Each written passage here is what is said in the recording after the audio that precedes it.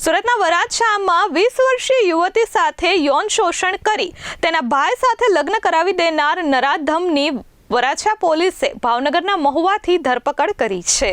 સુરતના વરાછા વિસ્તારમાં 3 દિવસ પહેલા એક સામૂહિક દુષ્કર્મની ઘટના નોંધાઈ હતી, જેની વિગત એવી હતી કે એક પરિણીત યુવાને કુંવારો હોવાની ઓળખ આપી એક 20 વર્ષીય યુવતીને 1 વર્ષ સુધી યૌન શોષણનો શિકાર બનાવી હતી અને બાદમાં તેના લગ્ન તેના ભાઈ સાથે કરાવી દીધા હતા। પરિણીતા ત્યારબાદ વફાદાર રહેવા માંગતી હોવાથી તેને શારીરિક સંબંધો બાંધવાની ના પાડી દીધી હતી। ત્યારે નરાધમે પોતાના સંબંધો વિશે જાણ કરી દેશે અને તેના અશ્લીલ વિડીયો વાયરલ કરી દેશે તેવી ધમકી આપી ફરી વખત બળાત્કાર ગુજારવાનું શરૂ કર્યું હતું। આ સાથે તેના મિત્રો સાથે પણ શારીરિક સંબંધો બંધાવ્યા હતા।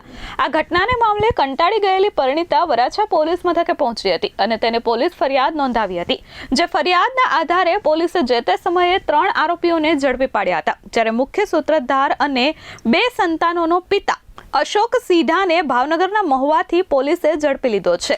આ સાથે તેનો બીજો સાગરીત અમરેલીના ભારવડી ગામ હતો, પોલીસે તેને પણ ત્યાંથી પકડી લીધો છે। 20 વર્ષીય યુવતી જે મકાનમાં ભાડેથી રહેતી હતી ત્યાં પીજીમાં રહેતા અશોક દરબારના સંપર્કમાં આવી હતી અને અશોકે જ આ આખી ઘટનાને અંજામ આપ્યો હતો।